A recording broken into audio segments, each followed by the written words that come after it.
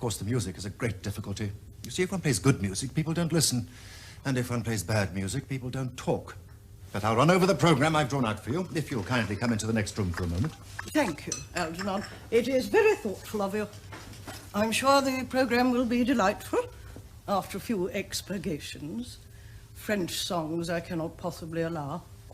People always seem to think that they are improper, and either look shocked, which is vulgar, or laugh, which is worse. But German sounds a thoroughly respectable language, and indeed I believe is so. Gwendolen, you will accompany me. Certainly, Mama.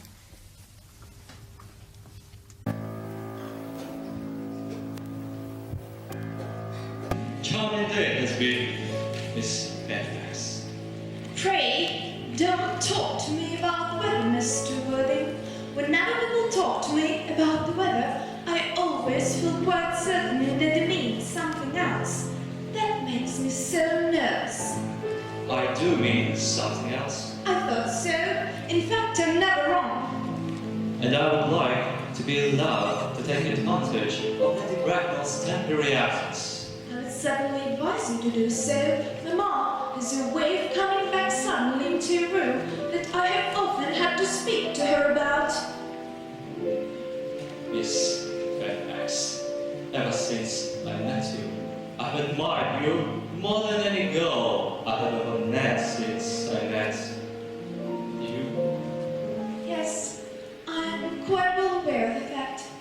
But I often wish that in public, at any rate, you had been more demonstrative.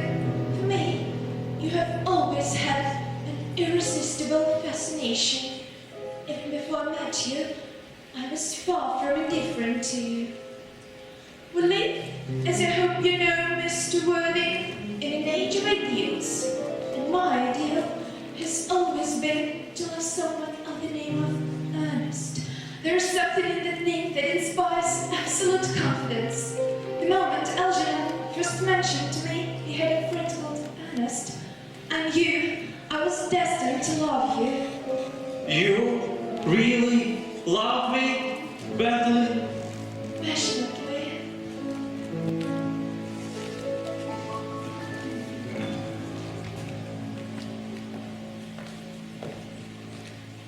Darling, I don't know how happy you've made me.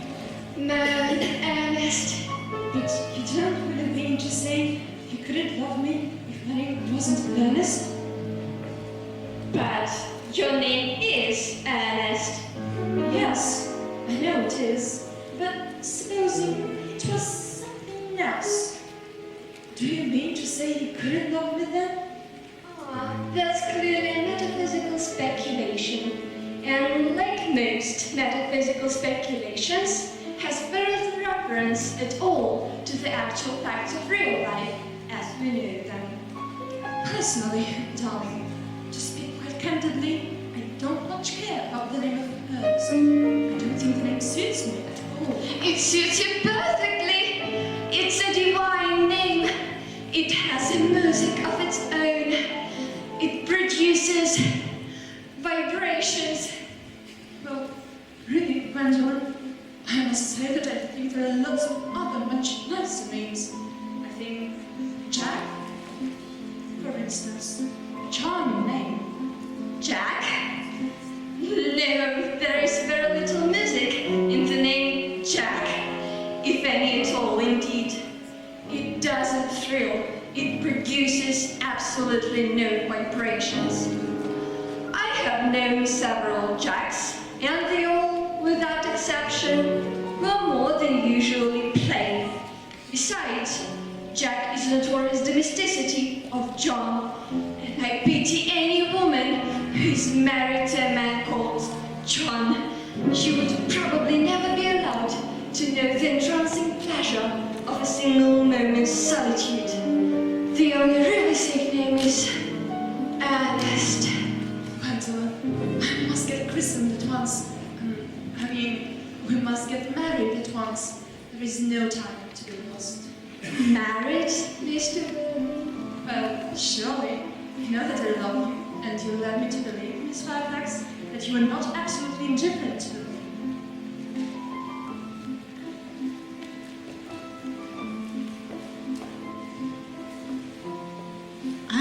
you, but you haven't proposed to me yet. Nothing has been said at all about marriage.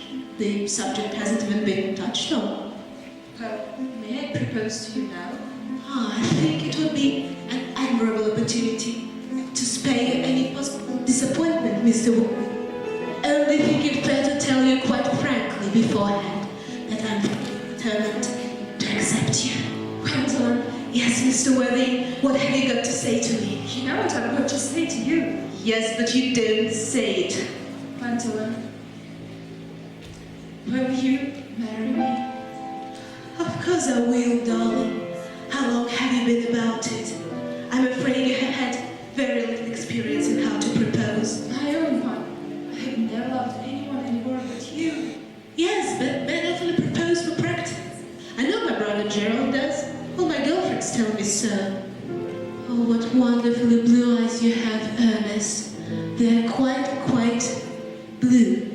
I hope you will always look at me just like that, especially when there are other people present. Mr. Worthing, rise, sir, from this recumbent posture. It is most indecorous. Mama, I must beg you to retire. This is no place for you. Besides, Mr. Worthing hasn't quite finished yet. Finished what, may I ask? I'm engaged to Mr. Worthing, Mama. Pardon me, you are not engaged to anyone. When you do become engaged to someone, I or your father should have permitted him. Will inform you of the fact. An engagement should come on a young girl as a surprise, pleasant or unpleasant as the case may be. It is hardly a matter that she could be allowed to arrange for herself. And now, I have a few questions to put to you, Mr. Worthing. While I'm making these inquiries, you, madam, will wait for me below in the carriage. In the carriage, madam. Madam, the carriage.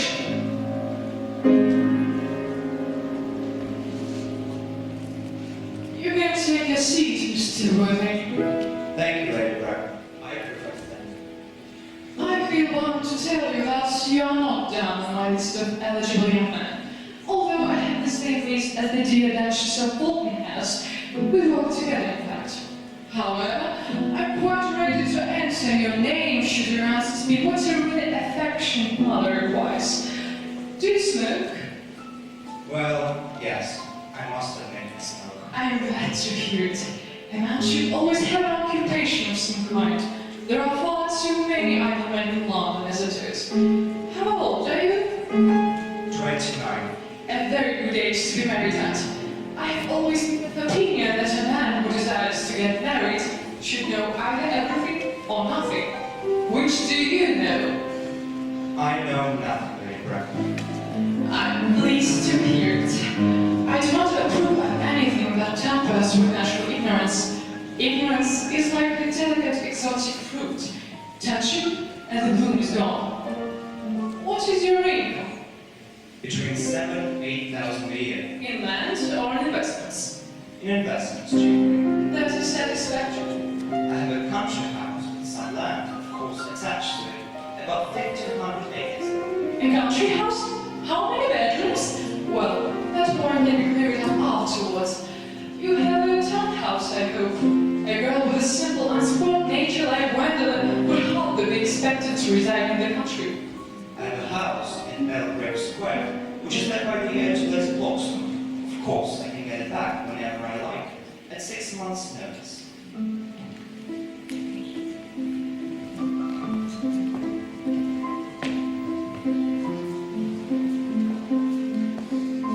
Lady Watson, I don't know her. Oh, she was not very beautiful. She's a lady, considerably advanced in years. Oh, nowadays there is no guarantee respectability of character. What number in Belgrave Square? 149. Yeah, fashionable side. I thought there was something. However, it could easily be altered. Do you mean the fashion or the style? Both, if necessary, I presume. What are politics? Well, I'm afraid I really have known. I'm a liberal unionist. Oh, the Countess Torres.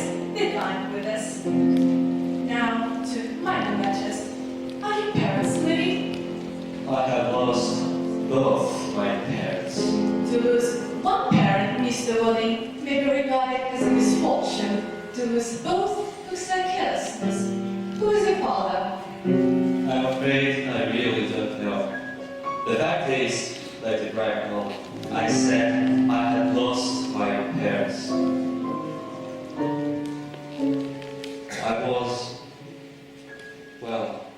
I was found. Found? Yes, the late Mr. Thomas Cardew found me and gave me the name of Berlin because he happened to have a first-class ticket for Berlin at that time. Where did this charitable gentleman who had first-class ticket to the Caesar Resort find you? In a handbag. A handbag? Yes, Lady Bracknell. I was in a handbag, a somewhat large, black, leather handbag with handles to it. In what locality did this Mr. James or Thomas Cardew come across this ordinary handbag? In a cloakroom at Victoria Station. The cloakroom at Victoria Station? Yes, the Brighton line. The line is immaterial. Mr. Waddy, I confess I feel somewhat bewildered by what you have just told me. So may I ask you then, what you would advise me to do? I would strongly advise you, Mr. Waddy, to try and acquire some relations as soon as possible, and to make a definite effort to produce at any rate one parent of either sex before the season is quite over.